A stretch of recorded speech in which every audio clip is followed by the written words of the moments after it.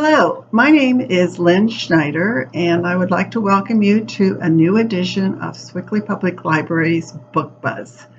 And this evening, I'd like to talk to you a little bit about some of the new memoirs that we have in the library. A couple of these are brand new within the last day or two, so those are ones that you might not have heard about. And some of these others are both entertaining and inspiring. So I'd just like to share 5 of them with you. We have many, many more.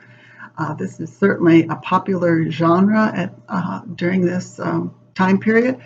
So the first one I wanted to talk to you a little bit about is called Lady in Waiting by Anne Glenn Connor. And she was born as Lady Anne Cook, who was the oldest daughter of the 5th Earl of Leicester.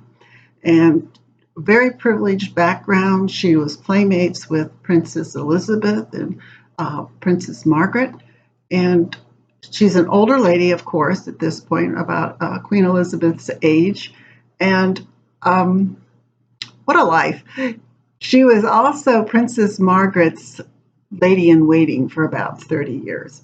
A fascinating chapter that I think especially the royal watchers would be fascinated to learn about was that she was was a maid of honor at Elizabeth's coronation, and she talks about the dresses, the rehearsals, the detailed arrangements for that event, and it's just really fascinating. She also was married to a very strange man, a little disturbing actually, and so we hear a lot about him and what all he did. So many parts. This is no holds bar either, because it's rather risque in places. So it's worth a look, especially for those that are fascinated with the royals.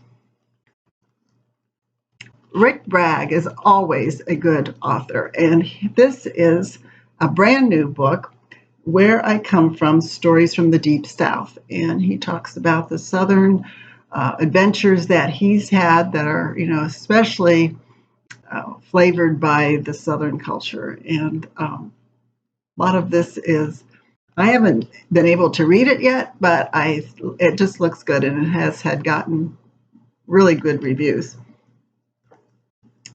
Every Day is a Gift by Tammy Duckworth.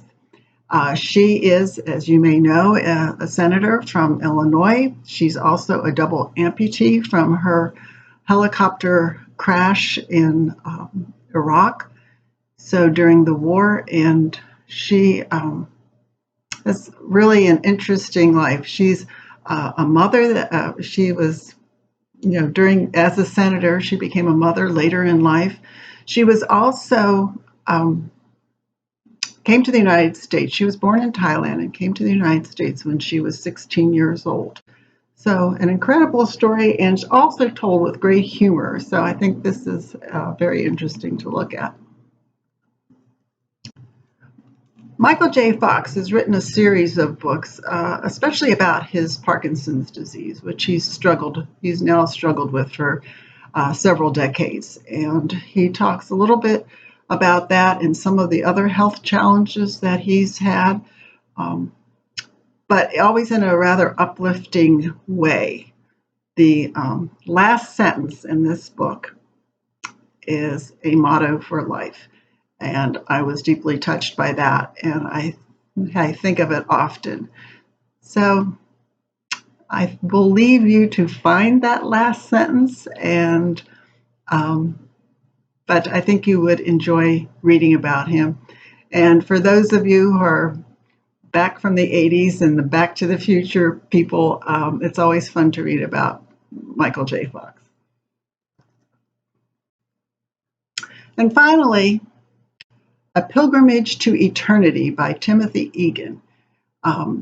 He's written a number of books. He's also a Pulitzer Prize winning reporter, but he decides to, different events in his life have led him to decide to take a pilgrimage from Canterbury to Rome, which was the medieval route that many people took